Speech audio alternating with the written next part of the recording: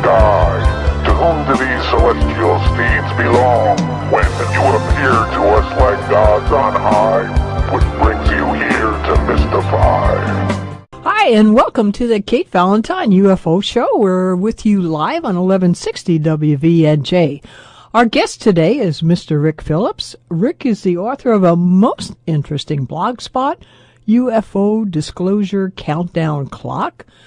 You'll find lots of very interesting information there, as well as several ebooks. I would highly recommend you take a peek at it.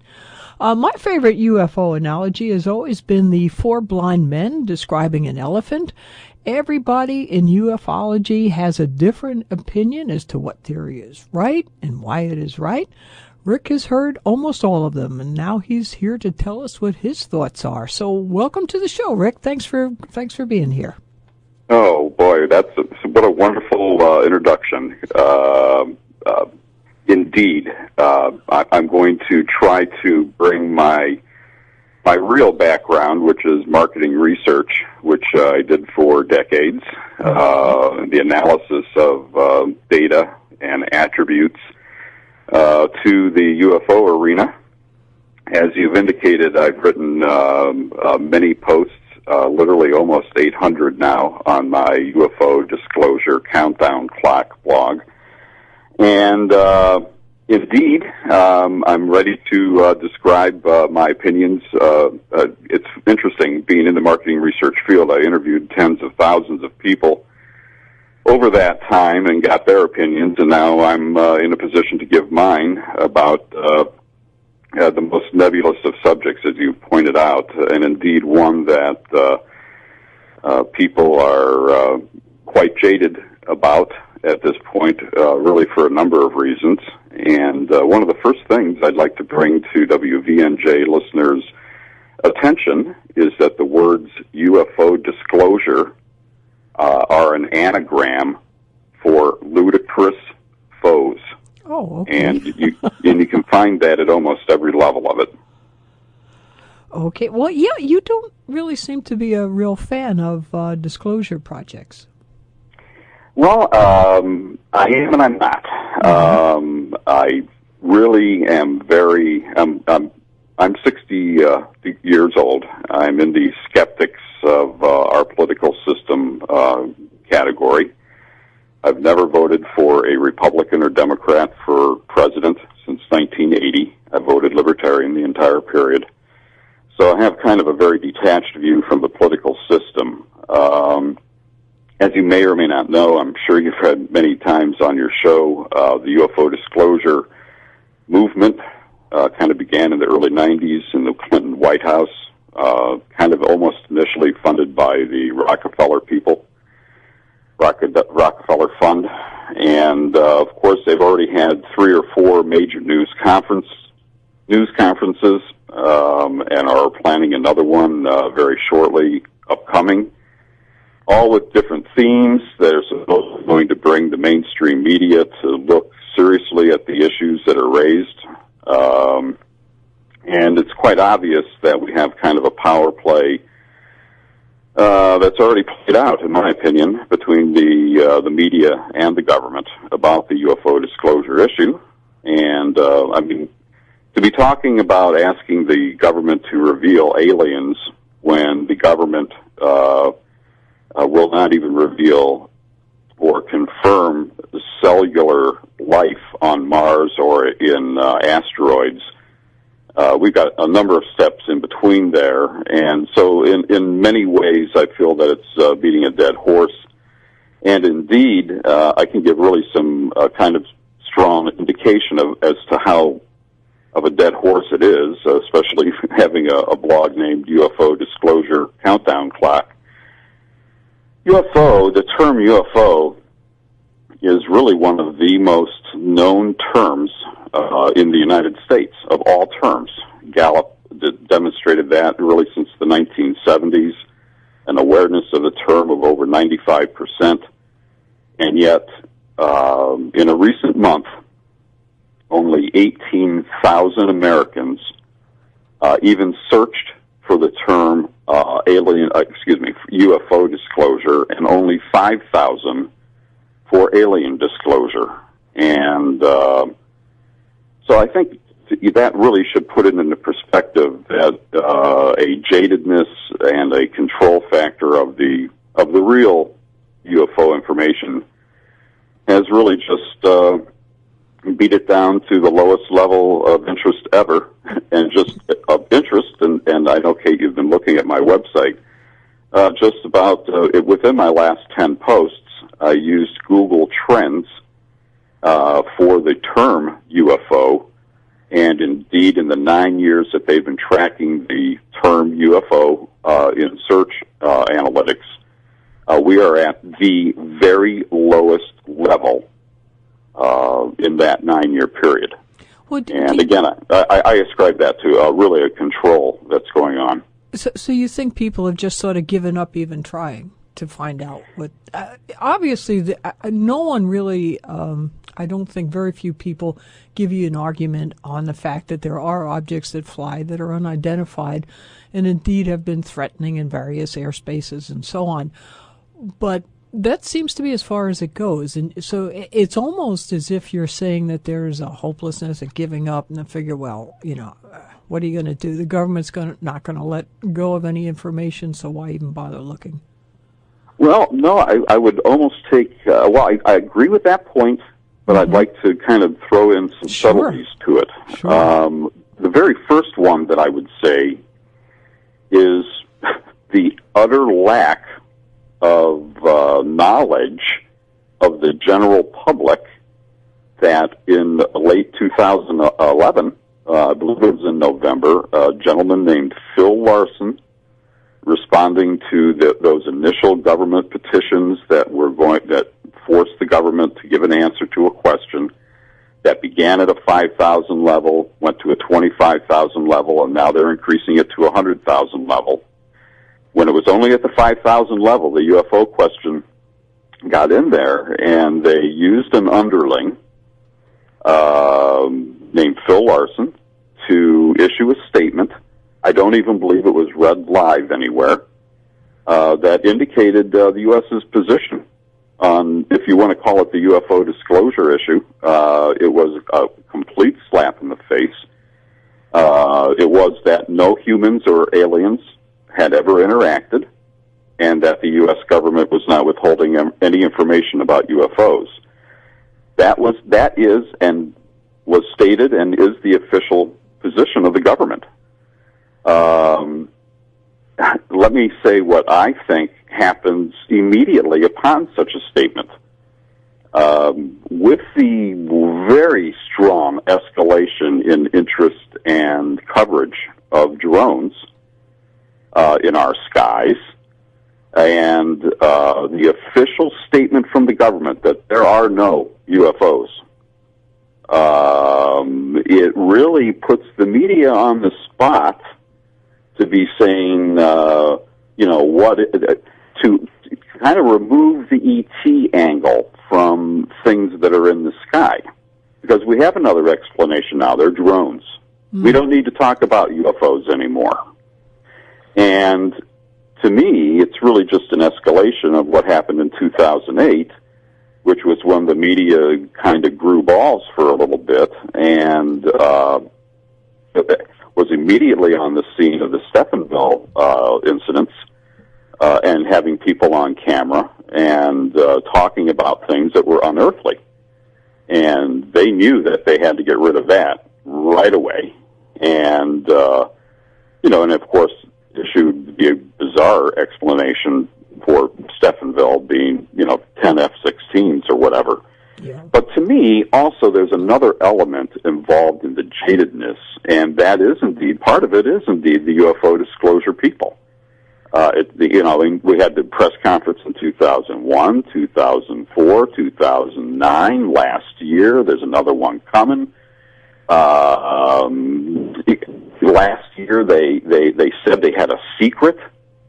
There was no secret. I mean, it gets to be the old, here's the first picture of an alien that Greer claimed a few years ago.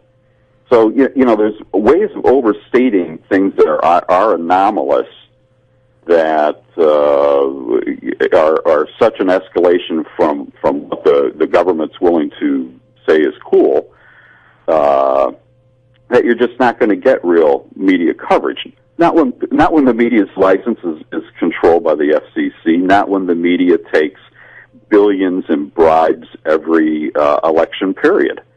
So you have to get serious, follow the money, and all that. But I wanted to get to the jadedness, and that is, in comparison to in today's era, in addition to the people demanding disclosure, we're going to change the world, happening for the last decade and a half almost, jading us out. We have, it's not an exciting period. UFO biology started with crashing UFOs, with UFOs buzzing Washington, D.C., with fantastic excitement. And what we seem to have today, with the Internet thrown in, is a slow escalation, without any question, a slow escalation of the variety of what seemingly is unconfirmed by the mainstream media anomalous phenomena that appears to be happening, that gets those that actually have a relative interest in not just taking a canned answer, does pique your interest. So because UFOs aren't saucers in the skies that are either hovering over all the cities or not very much so, and yet there is indeed anomalous phenomena going on in our skies, that diffuses it to the point of jadedness and ludicrous foes, as I like to say. So, in other words, you think that just by overexposure to not really false, but just reports that don't amount to much, constantly doing that's even been more effective than the giggle factor in a sense? Well, yes, especially in the sense, Kate, in my perspective, again, as a blogger, this is, to me, what might only be noticed by the, quote, UFO crowd. But in the last year or so, a little over a year or so, there are what I call gathering sites. And they are the site. You can almost, if you go to a UFO video online, and you see under for how many videos this channel has, and if it has anything over 100, let's say, but certainly anything over something to that effect, and especially if they're focused on UFOs. There are about 4 or 5 what I call gathering sites that are either, what they have found out is that, hey, you can make $70 for every 100,000 views on YouTube.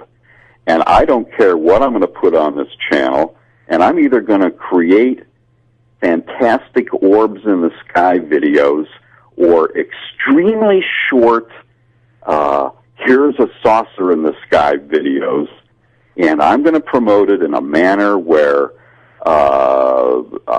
I'm going to be able to probably get some of the big UFO sites to pick it up, and lo and behold, here's $150 for me pushing that video today. Okay, well, I'll tell you, Rick, we're going to have to take just a quick break now, commercial break, but we want to get back to your thoughts on these gathering sites. That's interesting. I don't think that's been brought up before, and I'd like to go over it with you.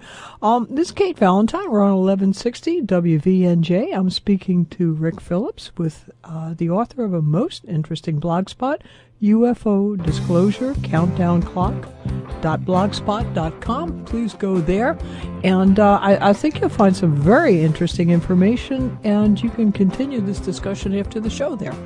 I'll be right back.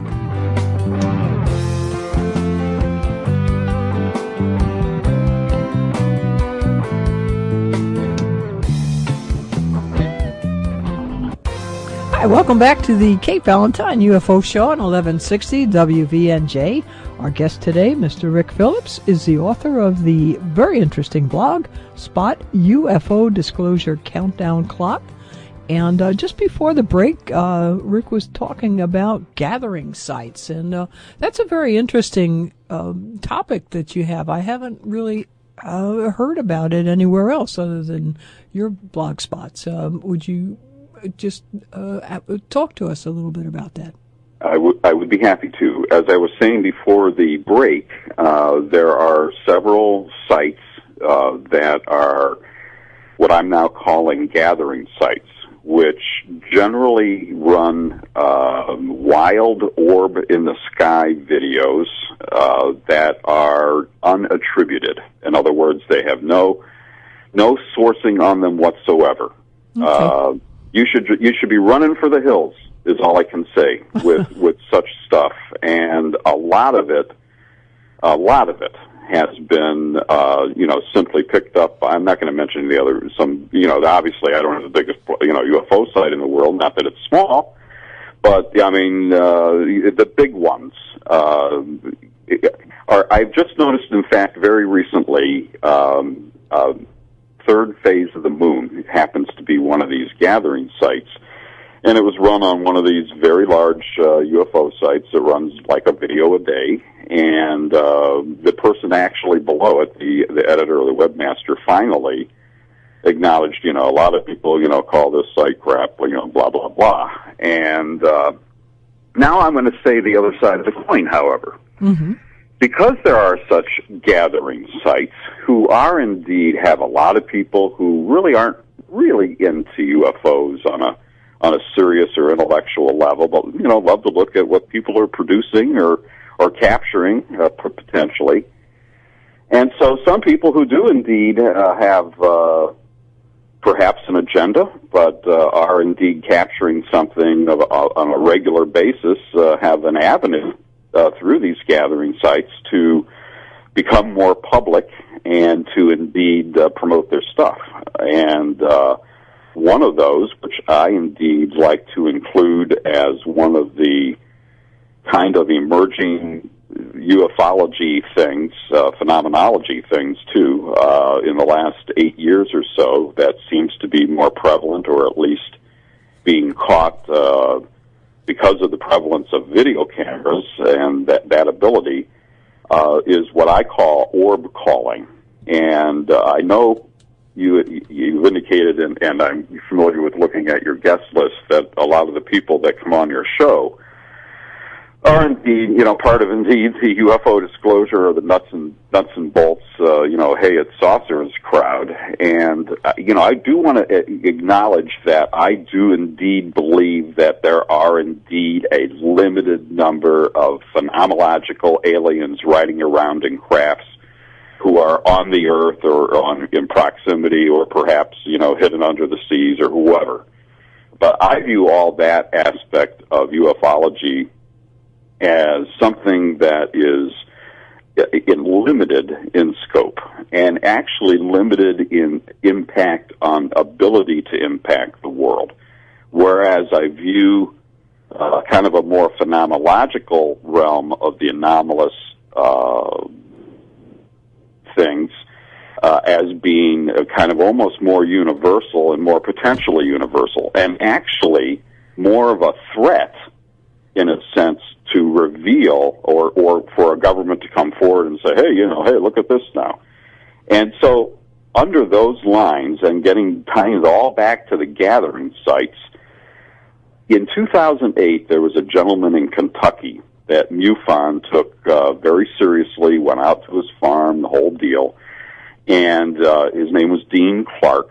He has a number of videos online, and but he did one particular session with MUFON, and what they eventually said was occurring on his property or in proximity to himself was that he was able to produce in the sky some energy phenomena. You can call it an orb, call it whatever you please, but he was able to do it essentially on command and in front of an audience and for video cameras and so forth. And as I've kind of described this on my blog and so forth, that's if your neighbor convinces you that he can produce a miracle in the sky, it might slow down the momentum of the recovery. If we have 1 million magicians, it becomes a magician. Anyway, the whole concept of unleashing the ability to produce a phenomenological perception within a locality is certainly some sort of kind of a breaching of kind of the veil, in a sense, and is dangerous to really cover. Nobody covered him. I mean, that was Dean Clark. MUFON covered him. They said that he was doing something spiritual. They weren't really, couldn't really identify it more than that. Now, really, since 2004, that was in 2008. In 2004 is really my earliest perceptions of my understandings of people just simply going out. These were people in California at that time, and sitting along the Pacific Coast Highway and going, you know what? I'm gonna film this sky for an hour, and I'll bet you my bottom dollar that there's going to be an orb that goes across the sky. And lo and behold, 80% of the time they'd find indeed orbs in the sky and so forth, and that kind of evolved into Prophet Yahweh doing his Las Vegas gig live, where he indeed produced an orb in the sky at noon. I'm sure you've had people talk about that on your show before. Then we had Dean Clark in 2008, and now to tie this all to the gathering site, in the past year, there's been a gentleman out in L.A. again who is named Robert Bingham. And I've covered him 2 or 3 times, again, through one of these gathering sites, actually, because they're the ones that gave him the coverage. Who else is going to cover something like this? And this guy, on at least 2 or 3 occasions in 2012, declared in advance a date that he was going to walk into the center of Los Angeles in this little downtown park, and he was going to go into a praying routine. These people all seem to be religious, and he thinks he's producing angels in the sky. Dean Clark not talking angels. Can't even remember what he was saying. He thinks he's producing, but this Robert Bingham has on each occasion produced orbs that moved across the sky in broad daylight. There's crowds coming out to watch him do it. Is the media going to cover it? That's a dangerous thing. We don't need new messiahs to be built who can put things in the sky. To me, that is kind of one of the emerging parts of what's going on. So you think that these orbs are actually like a transmission of a mental energy up into the atmosphere, producing an orb sort of a sighting? I think it's very much like that, yes. Well, I do. Okay, but then that would not be what typically would be described as a UFO, or am I mistaking the point here? Actually, very good distinction, Kate.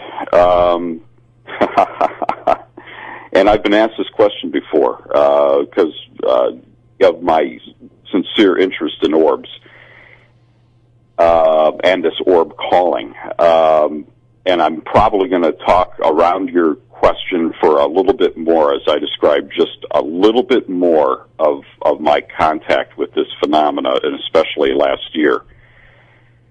So I talk very much on my blog in a very similar manner as to what I just described to your listeners. And one of my readers got very, people get involved with your blogs and was sending me quite a bit of material that she thought that she was capturing. And it's I don't know if you caught the Denver flap in November, the faster than sight UFOs that were supposedly coming out of the ground at a particular location. Mm-hmm. Did you catch it? Yes. Okay. Well, that was part of this woman's idea in San Antonio. She would just set up her camera, and lo and behold, she would check frame by frame by frame, and I was not really that into that at all. Kate at all. And so, she sent me 20 or 30 videos. I don't believe I ran more than one.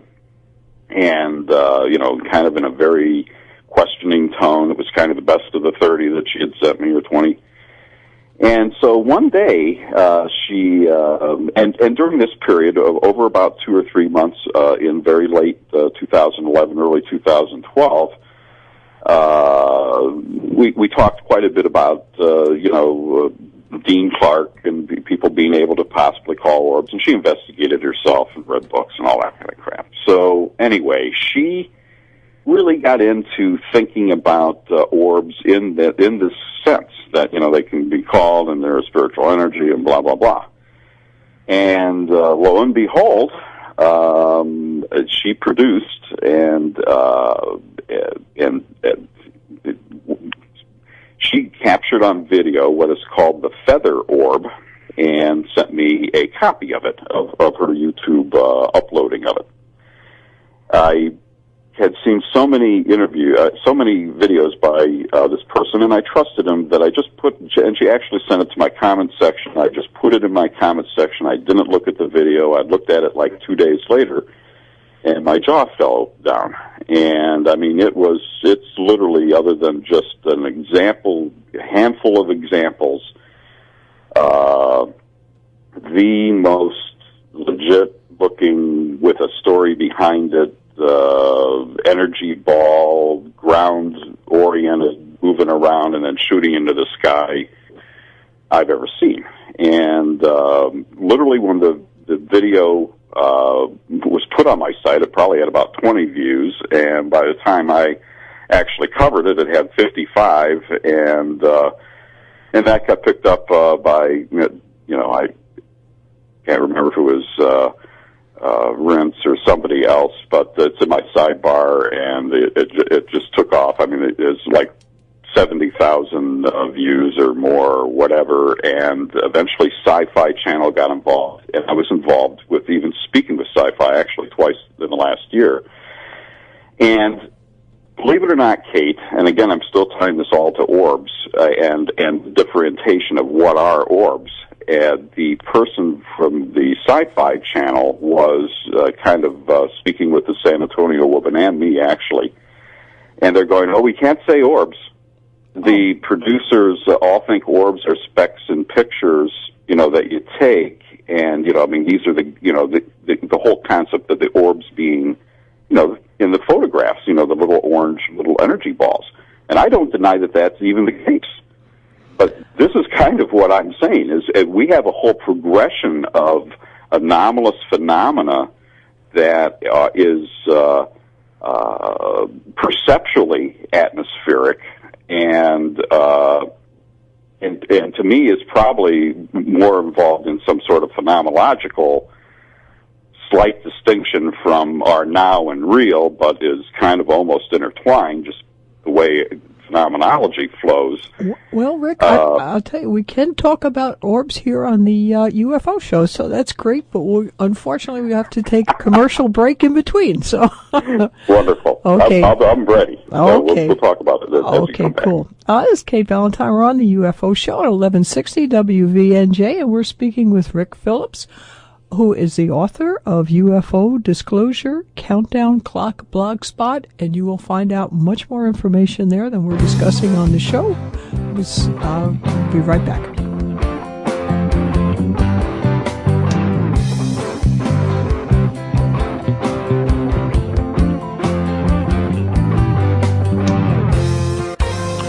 Welcome back to the Kate Valentine UFO Show at 1160 WVNJ. Our guest today, Rick Phillips, is the author of the UFO Disclosure Countdown Clock Blogspot. Rick, just over the break, we had an interesting question come in from Ralph, which is a little bit off topic. We were talking about orbs just before the break. He said he was witness to a New York City UFO sighting back in 2010. That he videotaped and then sent it to Maccabee, who thought it looked like a triangular-shaped object. But his real question was there were two major news crews there videotaping. They said later on the news that it was balloons, so that he was wondering why they would not zoom in on the objects with their high-def cameras.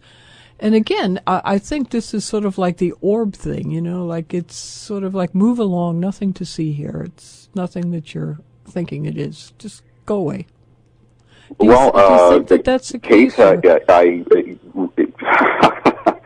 First of all, let's say about the date. That was October 13th, 2010. Yes.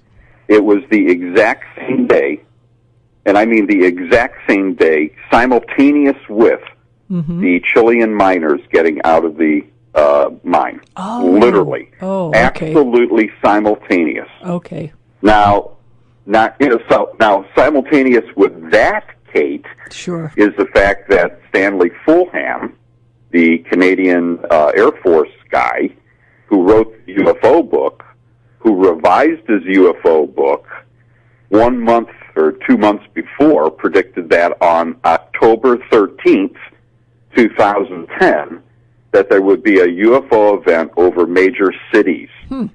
So, reinterpreting his own prediction into taking that from multiple cities to one city, you have indeed a retired UFO guy, Air Force guy who claimed to be in touch with alien intelligences telling him this, and lo and behold, it happened on that day. Now, most of all of interest about that day in particular to me was I was very involved, of course, him blogging at the time, and the day before, I said, so is tomorrow the day? And Kate, at probably, and I wrote it up all on my blog, if somebody wants to go to my blog, go to October 2010, and then go to October 10th, 11th, 12th, 13th, 14th, 15th, or whatever, right in that range, you'll see that I was following the prediction, and I was ready to diss it. And lo and behold, there's the UFOs in the sky on October 13th above New York City. Now, by 11 o'clock that morning, I was already getting emails and comments on my blog going, something's going on.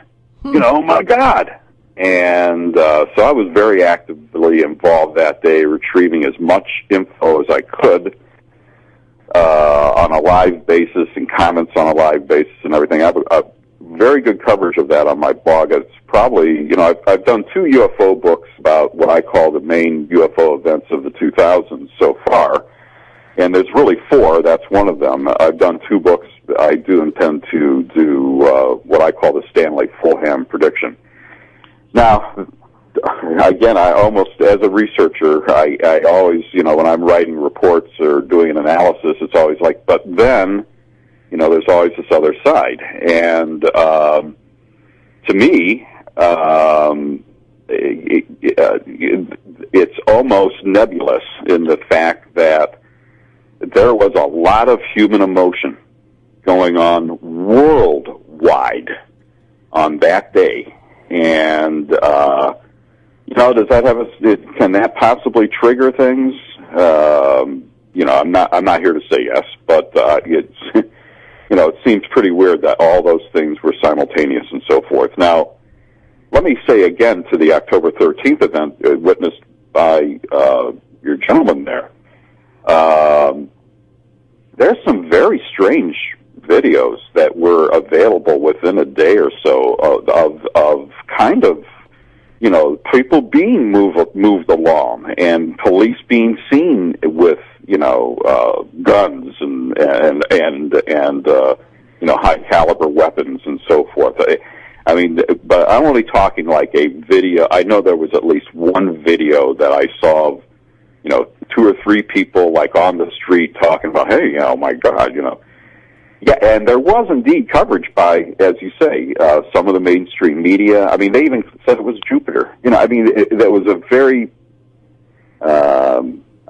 you'll probably get your 7-second guy on this, poor coverage of what was going on. But we don't have a journalistic society, so what can be said? Well, because Ralph wrote back in to say that he was watching them for 4 hours. So. Oh, yeah, hours. There was, yes, as early as very, mid-morning, and I remember that the on the streets, there was an early day report, and that there was a report like at 5:00 in the evening. Yeah, I remember that. And yeah, so no, we're talking about an ongoing thing that went on, and yeah, they tried to explain it away with balloons in 2 different locations, 2 different color balloons. Mm-hmm. One was released from a party, one was released from a promotion event. And it was a semi-airless day. I mean, I got into it very hard. The people who read my blog were into it. Well, but it was an extremely airless day. Yeah. But it was not that airless. The upper winds were 6 or 7 or 8 or 9 or something. I mean, when they're usually like 40 or 50. But and there were reports that day that there were jets flying around, kind of chasing it, and would move around and go out for a moment and come back on. And yeah, well, Ralph wrote in that there were 2 jets that flew over, and they shut the 3 major airports in the area down for an hour during the sighting. Correct. But correct. On the upside, they didn't report it as swamp gas, so I guess there's been some progress. So. No, yeah, we have all that simultaneous, but yeah, there's nothing to look at here. Don't worry about it. Amazing, isn't it?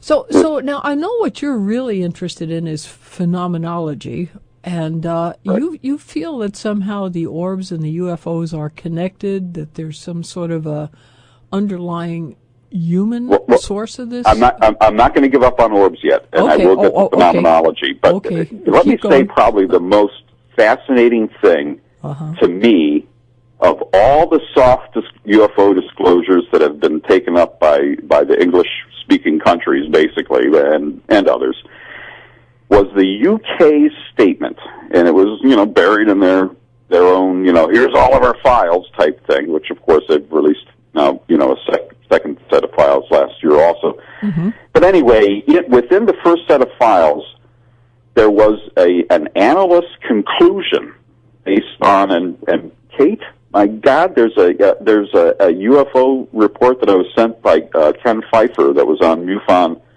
in the last 2 or 3 days of this exact phenomena that I'm about to describe to you. Okay. The UK says in this analyst report that these triangle orbs, when you have 3 orbs form into a triangle shape, that they can project any image they wish. Wow. Within their space. Now that, if that's true, would account, in my opinion, for all of these huge amount of increase in hovering, low-flying, triangle UFOs that, Kate, are simply impossible in the sense that all I can say is they are perceptual events that are being produced almost at a Fortean level. I don't know how much you get into Fortean stuff, but almost at a Fortean level for the human consciousness. That's why they're not seen in the town before. That's why they're not seen in the town after. That's why they're not seen by 700 people over here, and so on. And yet, if you go to MUFON almost every single day, there's a report of a light turning into a 3-light triangle, turning into a craft. Wow. That's that then can be visualized. Wow. So, wow, that's we have to take a break now. Okay. Kate Valentine, 1160 WVNJ, speaking with Rick Phillips about orbs, and very interesting theory there. I wonder. Well, we'll get back to it right after the break. We'll be right back.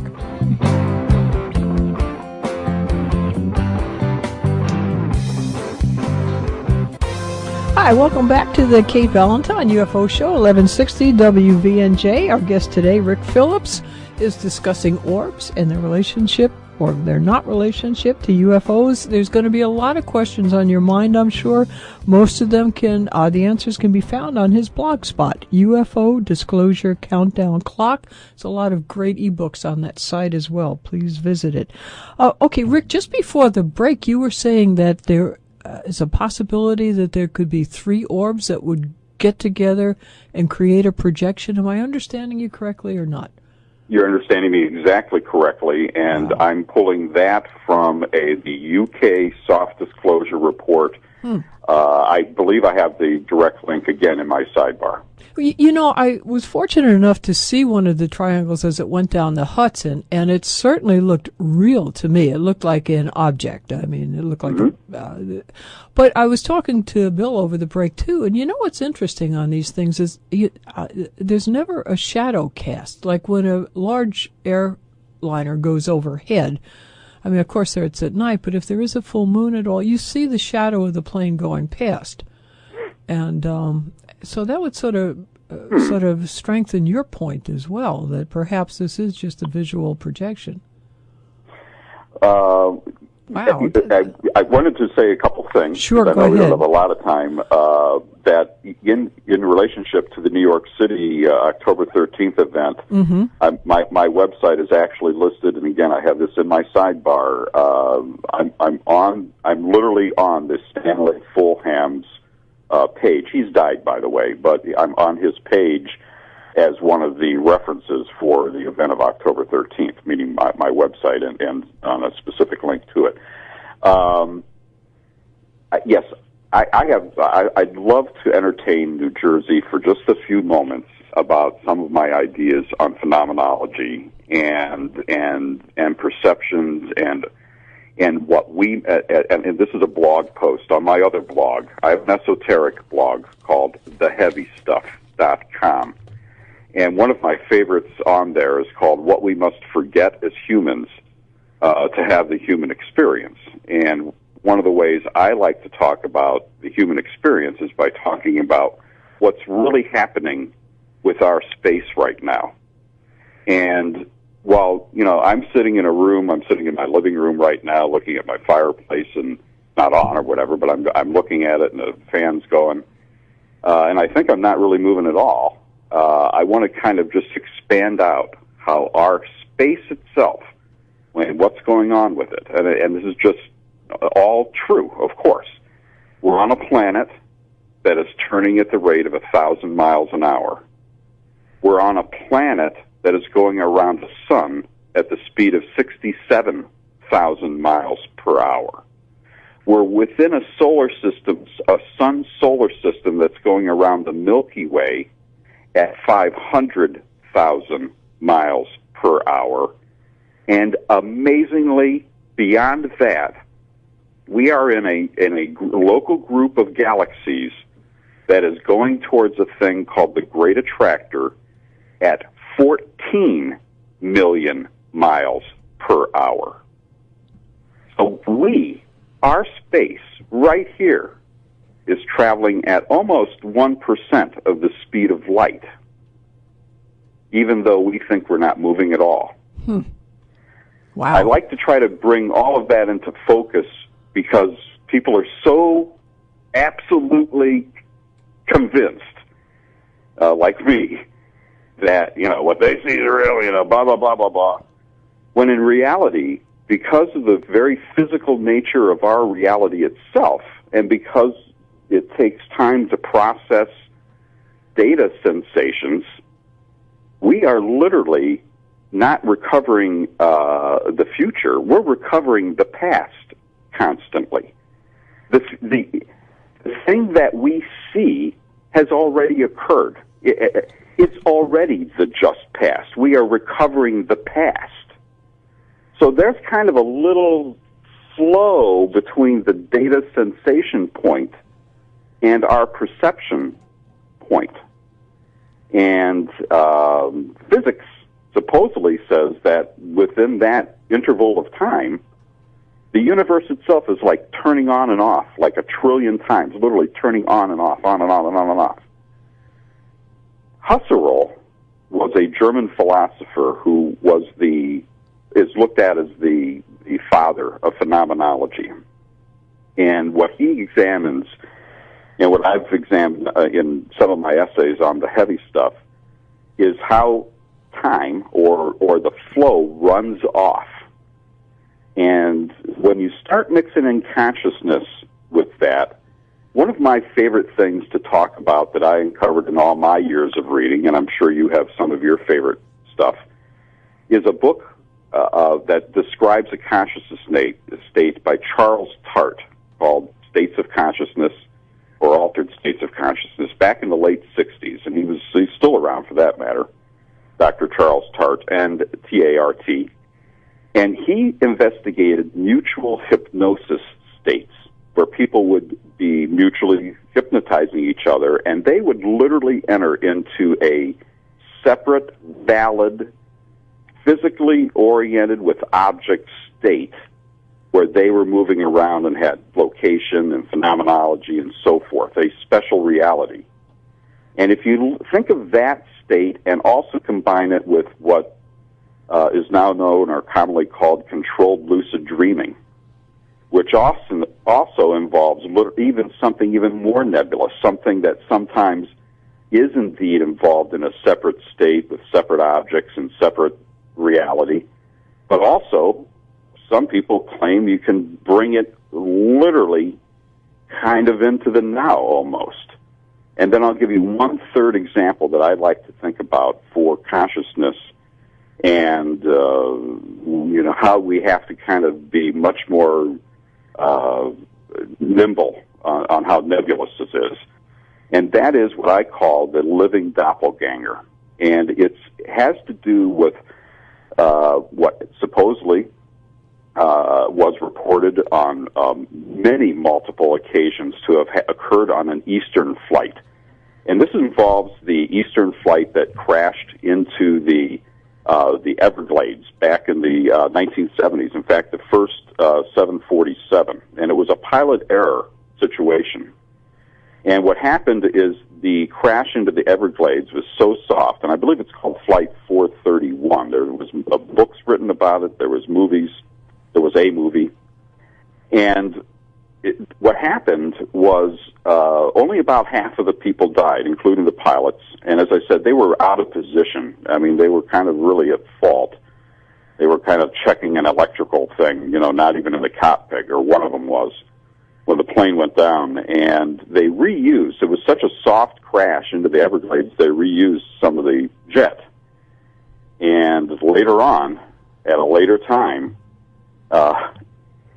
based on what was said on multiple occasions, these pilots, both of them, on different occasions, appeared in a living form in the planes.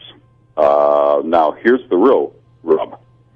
Not only were they seen by people that knew them and who didn't know them on different occasions, and on every time that they would be, look at this guy, he's not talking, blah, blah, blah, they would pop out of existence, but there they were on a plane at 30,000 feet going 400 miles an hour. The other situation, Kate, is on one occasion, one of them appeared in a microwave oven. Oh, my God. So some sort of little reduced living doppelganger within a radiation field. Oh, wow. And supposedly Frank Gorman himself, from the moon, who became president of Eastern Airlines, ordered people to stop talking about it. And I probably just gave the 4 or 5 books about it some good sales there. At least I hope I did. I'm going to write one myself someday. But the way I look at all that is we need to think about space itself, and time, if it is in existence or is a different type of space, in a much more flowing manner that describes really a much bigger picture of potential. Now, not necessarily is it going to be actualized, but on limited occasions, some of these cracks in the cosmic egg, Joseph Chilton Pierce's book, seem to appear, and you've got to try to take the attributes that are out there. And as a researcher, that's what I do. I take the attributes and try to form them into a story. Rick, quick, give us your blog spot, because we're about ready to go off the air, and I'll tell you, my mind is spinning, my head's spinning. You got me thinking. Thanks, Kate. I appreciate it. Yeah, UFO Disclosure Countdown Clock. I do have a number of ebooks, and I hope your readers would love them. Okay. The listeners. Thanks so much for taking the time to be here with us today. Really appreciate it. Thank you, Kate. Oh, you're welcome. As always, thanks both Bill and Dave, who are always there making sure you get this show on the radio, on podcast, and on YouTube. Mostly, as always, thank you for listening, for all your comments and questions. We'll see you next Friday at 1 when our guest will be Dr. Rita Louise. And until then, remember, keep your eye on that sky. Bye.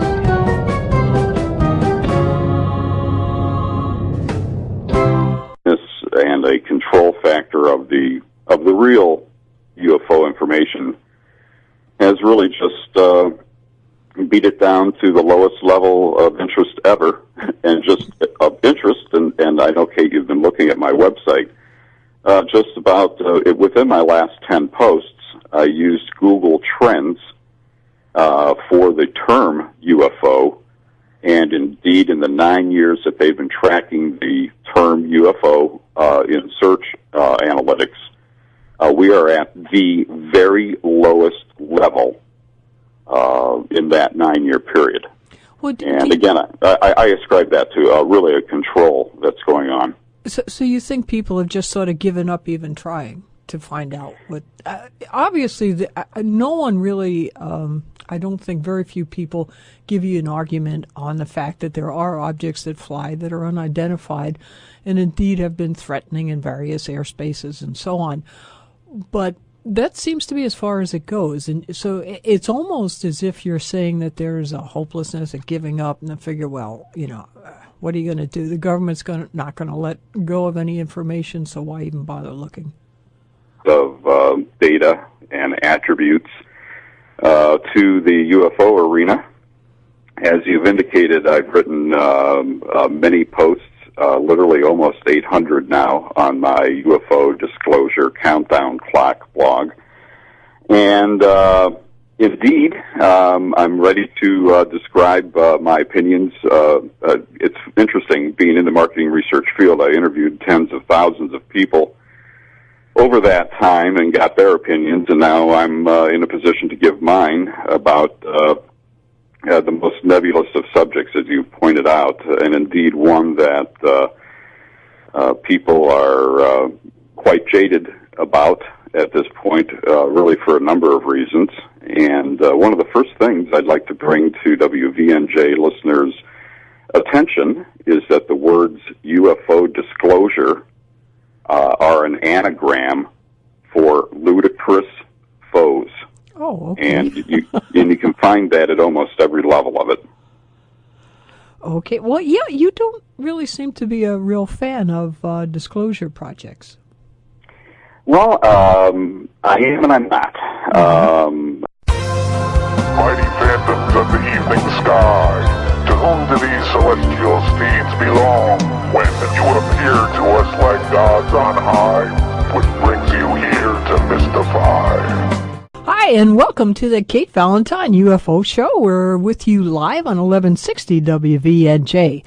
Our guest today is Mr. Rick Phillips. Rick is the author of a most interesting blog spot, UFO Disclosure Countdown Clock. You'll find lots of very interesting information there, as well as several ebooks. I would highly recommend you take a peek at it.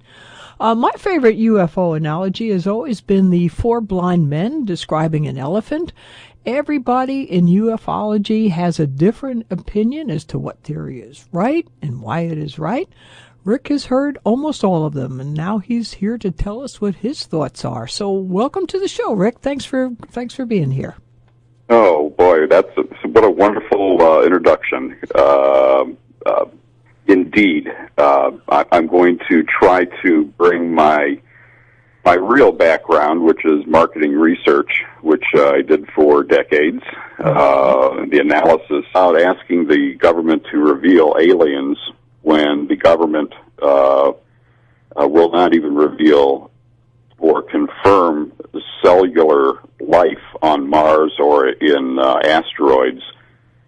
We've got a number of steps in between there, and so in many ways I feel that it's beating a dead horse. And indeed, I can give really some kind of strong indication as to how of a dead horse it is, especially having a blog named UFO Disclosure Countdown Clock. UFO, the term UFO, is really one of the most known terms in the United States of all terms. Gallup demonstrated that really since the 1970s, an awareness of the term of over 95%. And yet, in a recent month, only 18,000 Americans even searched for the term UFO disclosure, and only 5,000 for alien disclosure. And so I think that really should put it into perspective that a jaded, I really am I'm 60 years old. I'm in the skeptics of our political system category. I've never voted for a Republican or Democrat for president since 1980. I voted Libertarian the entire period. So I have kind of a very detached view from the political system. As you may or may not know, I'm sure you've read many times on your show, the UFO disclosure movement kind of began in the early 90s in the Clinton White House, kind of almost initially funded by the Rockefeller people, Rockefeller Fund. And, of course, they've already had 3 or 4 major news conferences, and are planning another one very shortly upcoming, all with different themes that are supposedly going to bring the mainstream media to look seriously at the issues that are raised. And it's quite obvious that we have kind of a power play that's already played out, in my opinion, between the media and the government about the UFO disclosure issue. And, I mean, to be talking about